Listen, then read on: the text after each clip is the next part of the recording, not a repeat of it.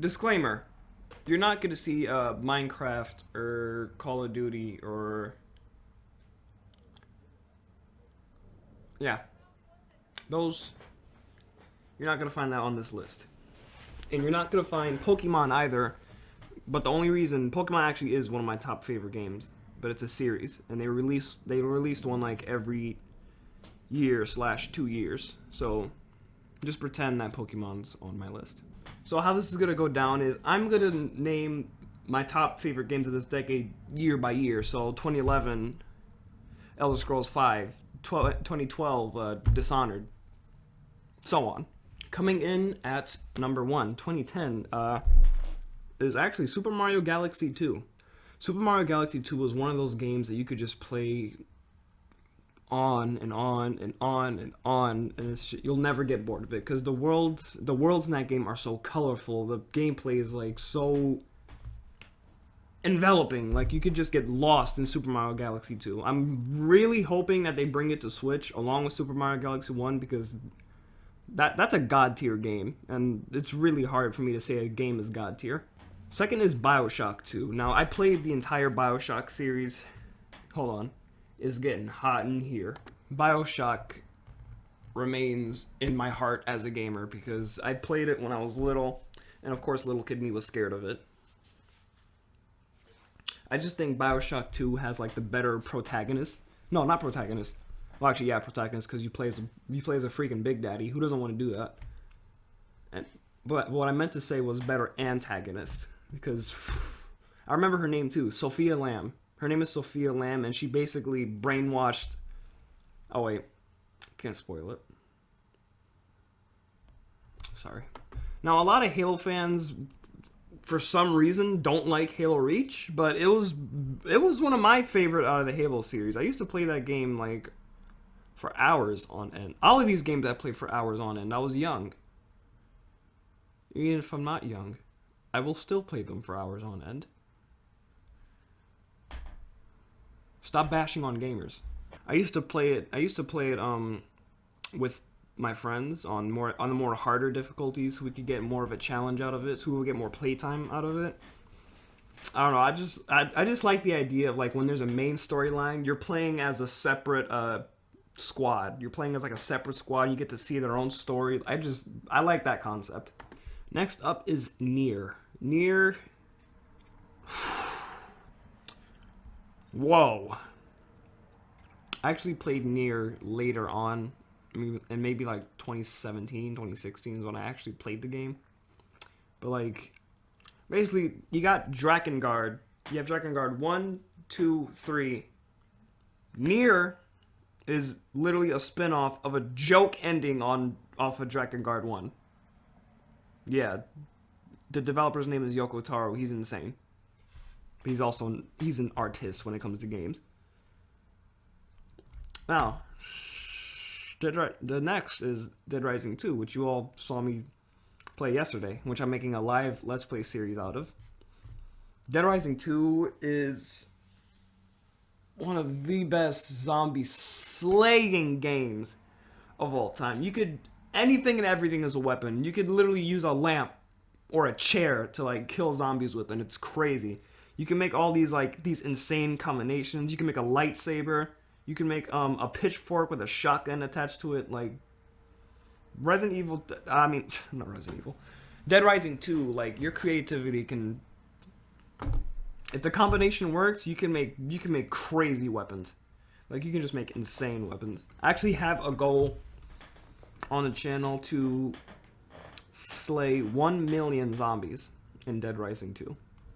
Next is actually another Wii game, Donkey Kong Country Returns.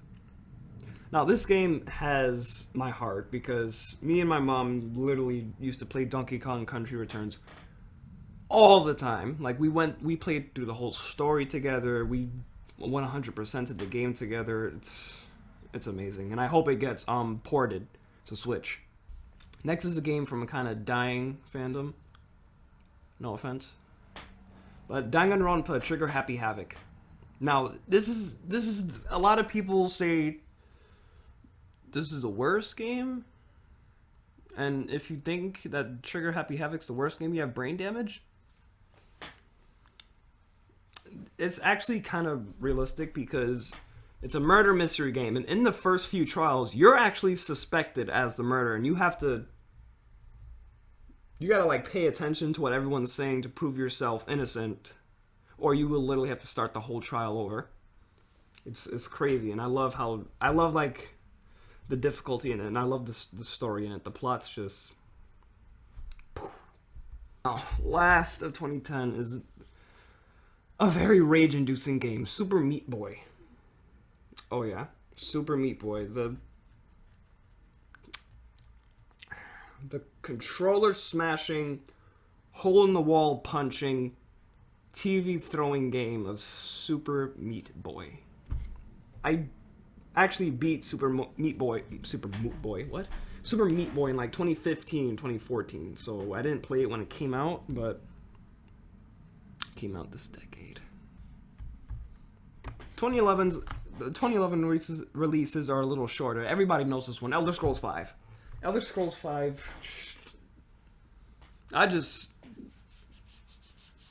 In my book, not as good as Oblivion, but shouting people off of mountains, like, you can't beat that, dude. You all know this one. One of my favorite series on the channel, Dark Souls 1. Dark Souls 1 came out in 2011. I was young. I played it. And I quit. Of course, I came back to it, obviously, as you can see on my channel, because I'm a master at it now. But Dark Souls 1 came out in 2011. I gave up on it, and years later, I met my friend named Fahad. And he got me back into the series. He was like, oh, if you do this, this, and this, you can actually get past this part. You can get past that part. And then I was like, you know what? Sure, let me try it. Then I actually got good. And now I play the game for fun. Blindfolded. Now, I know I said there were no Call of Duty games, but what I meant was like multiple Call of Duty games. Because the only Call of Duty game on this list is Modern Warfare 3. The only valid Call of Duty game. Doesn't matter if you disagree. I'm right. Me and my close friends, we used to play Modern Warfare 3 like all the time together. Like this is one of those games where I would play with my friends for like multiple hours. We would just be shooting each other and making each other rage. Like I used to play this with the cool kids when I was back in middle school. Like a lot of memories stick with Modern Warfare 3. Next, the gory alien kill fest of Dead Space 2. Now, Dead Space 2 isn't all that scary. It's more nerve-wracking to me, to be honest, because you'll be stuck in a hallway with like 10 enemies, and it's completely pitch black, and you can't see nothing. I love the terror factor that it brings. The fact that you're constantly on edge, you're constantly like anxious the entire time. It's good. Dead Island is next. Dead Island is another one of the best zombie games ever made. And I'm telling you, Island 2 there is no Dead Island 2. Dead Island is not as creative as Dead Rising 2, if you get what I mean. Like, you have the basics, you got like sledgehammers and shotguns and bombs. I mean, it's fun, it's satisfying to like kill zombies in that game. But like on the creative scale, actually, there are like modded weapons, like electric weapons that you could send a zombie literally flying across the level in like one hit. That's cool. But compared to Dead Rising 2, it's like Dead Rising 2 is an 8 and Dead Island is like a 7.5. Now, we've spoken about zombies, but how about aliens? Crysis 2. Oh my god, that game. You're playing as a soldier who earns like this kind of super armored suit, basically, and you go from like a soldier surviving an incident to a super mech powered kick butt dude blowing aliens' heads off. Oh yeah. 2012, we got some good releases for 2012. First is Dishonored. Oh, Dishonored, where you can turn invisible, you can stop time and teleport and summon rats to kill your enemies. Like, a horde of rats to eat your enemies? Dude, you serious? Dishonored. Dishonored 2, I don't know what that is, but Dishonored 1, oh my god. Dishonored 1 is crazy. Like, my favorite combo is probably stopping time and summoning a rat horde. Everyone knows this one. Borderlands 2. Oh yes, Borderlands 2, one of the most iconic looter shooters of the year.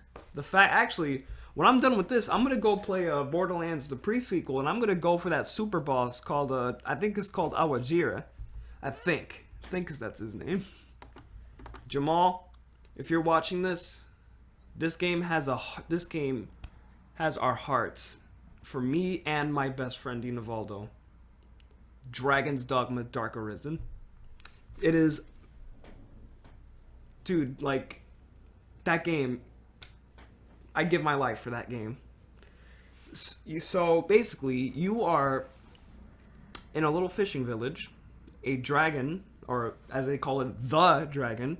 His actual name is Grigori, but the dragon comes and attacks your village, and he literally rips your heart out of your chest. However, you do not die because you are this thing called an Arisen.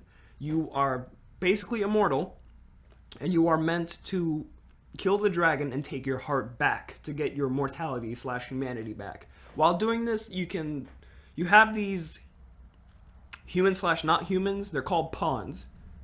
Nobody knows what they are, but they look like humans. Like, they literally look how me and you look. You have a class there. They can be mages, sorcerers, difference because mages are weaker and sorcerers are overpowered. You can be like a warrior that uses two-handed weapons. Just, oh my god, Dragon's Dogma, dude. I want that game on this channel. We all know this one, The Walking Dead, Telltales. Now, I personally think they should have just stopped with season 1. And let me tell you why. Because Lee Everett is one of the GOATs of the gaming world.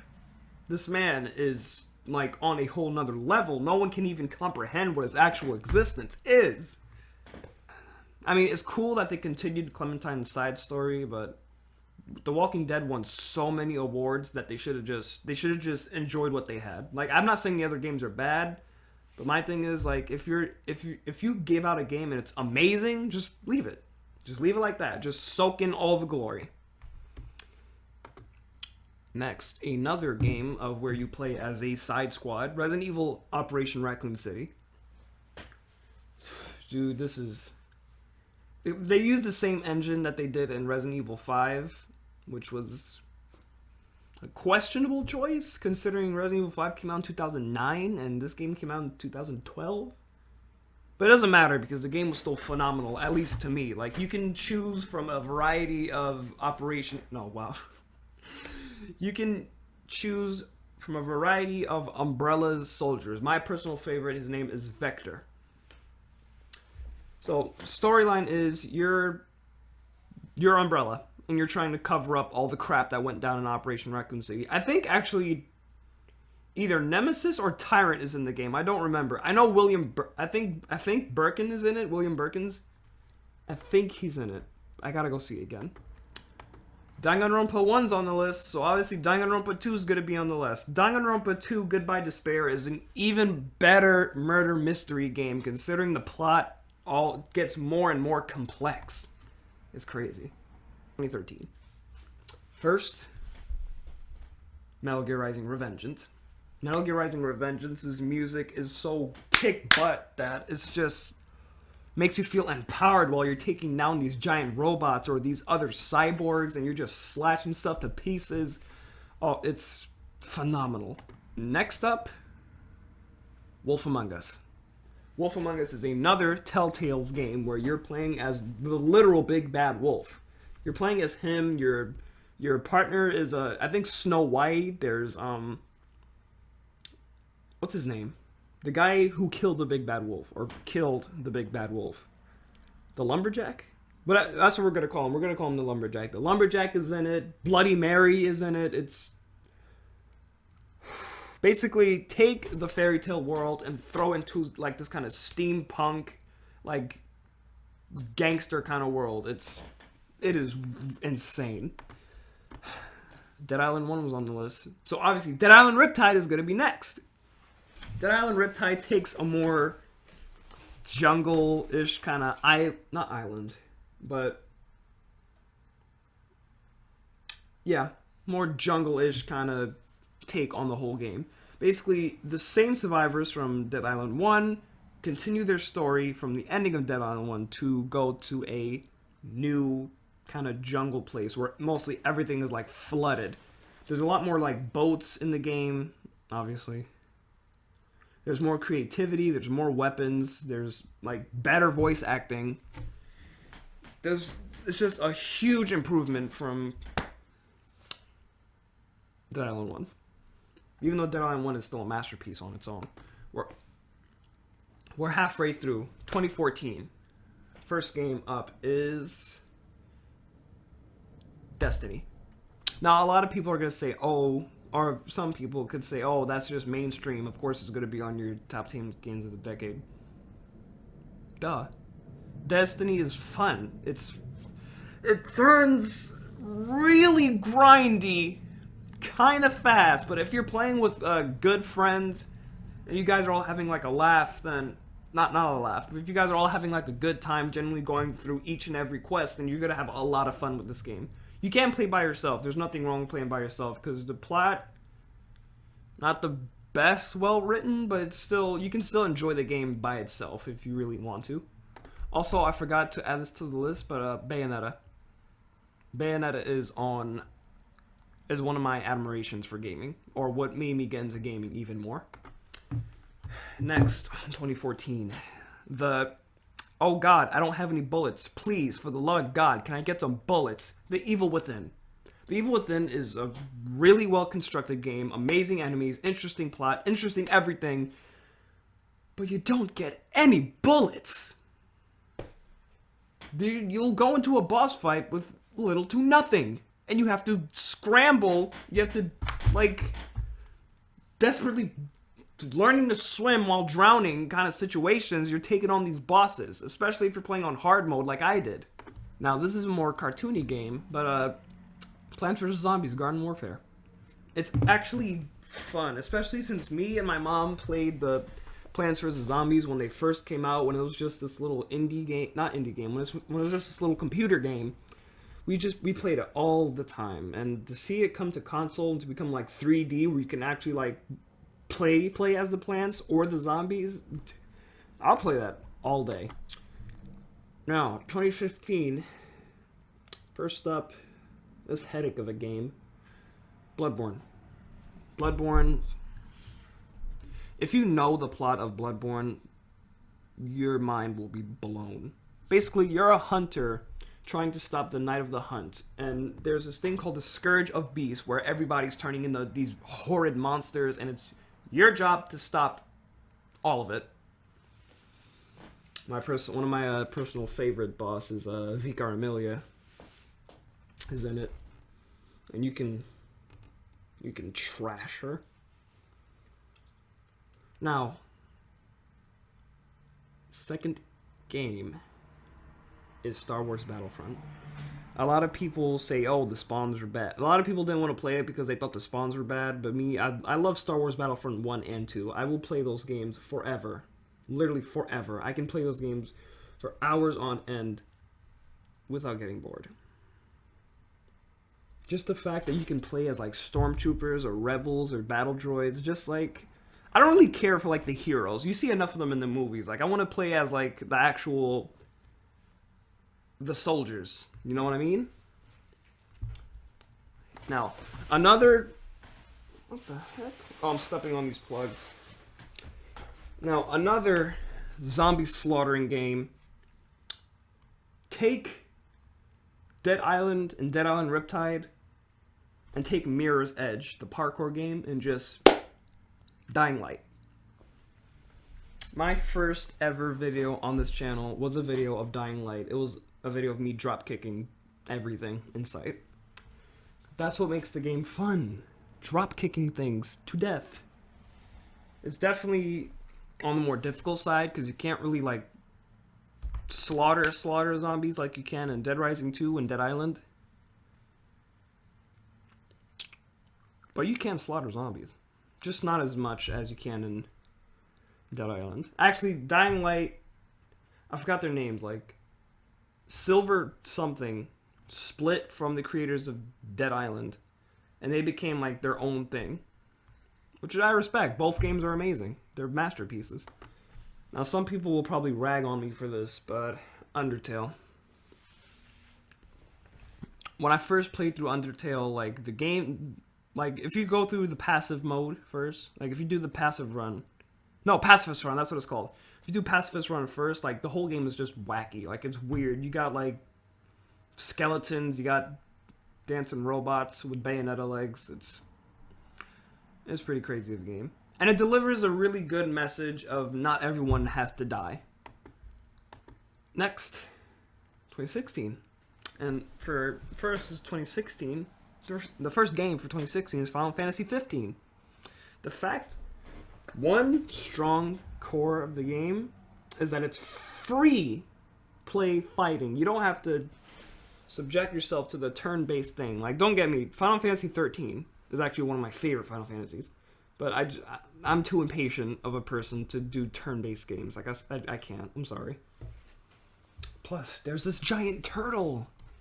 A giant turtle, man. You can kill it. And it's a super boss. And it will take you hours. But it is a great accomplishment as a gamer. Ay, ay. Next is, Dark Souls 3. Yeah. The reason I play Dark Souls is because it's a challenge. It's a genuine tough challenge. And how many gamers do you know can say they played Dark Souls or they beat Dark Souls? Everybody usually doesn't touch the game because, oh, it's too hard. But the people like me who are masochistic and like challenges and are true blood gamers that will take on any challenge, you get a sense of satisfaction from actually beating those bosses that make the game hard. You get a satisfaction from whooping them. Speaking of difficult games, next on the line is Fury. Now, Fury is this really rhythmic bullet hell kind of game where you're playing as a mute, and I'm guessing you got imprisoned for something. You start off in like a jail cell, and then it doesn't really explain much. You just go on to like kill all of these bosses. Everything is a boss fight. There are no little enemies. Literally every single thing is a boss fight. Many people were upset with this game, but I still think it's fun. Street Fighter V. Street Fighter V, not the best, and it had serious server issues when it came out, but I still think it's fun. I played in a Street Fighter V tournament. I came third, fortunately. But it was still fun. The sense of satisfaction you get from like beating a really good player is crazy. I could go for any fighting game. Literally any fighting game. 2017. We're almost nearing the end. Now, Destiny 1 was on the list, so Destiny 2. Destiny 2 takes they really upgraded the story here. Like, they made the story better. They made the characters absolutely lovable. They're constantly updating the game. They're constantly giving you DLCs. Like, they're constantly updating. They're always throwing more at you. Just when you finish that raid, or you finish that boss, or that super boss, or that event, more. Just more and more and more. They keep throwing more at you. Now, I hope people will be pleased with this one, because the next game is Persona 5. Persona 5's, like, system, or Persona system of, like, being an anti-hero / vigilante while balancing a school student life while raising fame for your thief group is... You don't see anybody else doing that. I already said Star Wars Battlefront 2. The story is... That's my favorite game. And people get upset when you insult their favorite game because they're immature. But I can, as much as I love Star Wars Battlefront 2, there are issues with the game. Like, story mode is too short. The maps sometimes are dumb. You'll get stuck on a rock that's like this small on the ground, and then you won't be able to roll. Like, say, if you're playing as a droideka, something that rolls, you get stuck on stupid crap, and it's very upsetting, especially when you have like 5 people trying to all shoot you all at once. Alright, so I made a mistake. So when I looked up games of 2017, they said Doom. But Doom came out 2016. Anyway, doesn't matter. Doom 2016. You're killing demons. You're blowing demons up. You're blasting their heads off. You're chainsawing them. Who doesn't want to kill demons? Like, of course, everybody just calls the main character Doom Guy because he doesn't really talk. But with Doom Eternal coming out, I'm gonna make sure that I finish Doom 2016 before that game comes out, because Doom is... I love Doom. You're slaying evil, man.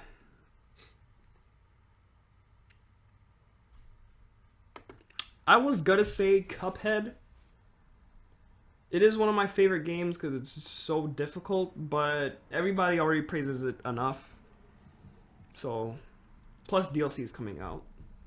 I'm keeping an eye out for that. Last but not least is Tekken 7. The best fighting game in my personal opinion. Story mode was decent. Not decent, a little above average. Story mode's decent. Now, 2018, we are almost done. Ni no Kuni 2. Ni no Kuni is possibly one of the best JRPGs that I've ever played. Ever. And that says a lot, because I play a lot of JRPGs. Next is Shadow of the Colossus. They were very, very smart to remaster Shadow of the Colossus and bring it to PS4, so even more gamers can get the chance to play it. If you call yourself a gamer, you gotta at least try Shadow of the Colossus, because everybody's saying you gotta play it. Next, for 2019, Resident Evil 2. I'm really, really glad that they remastered Resident Evil 2 because I wanted to play through the entire series. So now they just gotta remake Resident Evil 3. When you're like just running through like the police department or like the laboratory with no bullets, and monsters are chasing you, or you know there's like a really dangerous monster up ahead, like the feeling of dread you get it's enough to make your hands shake. Next is Devil May Cry 5. Now the plot twist, obviously I'm not going to spoil it, the plot twist was, it made me go, whoa! I mean, it was kind of expected, but still makes you go, whoa. The music is God tier. The music is God tier. The characters are God tier. The combat gets tedious if you don't know what you're doing. Now, if you're a Devil May Cry pro, then you're gonna have a lot of fun with this game. That's actually it now. 30 minutes of my favorite games. I hope you enjoy. No, we're not done yet.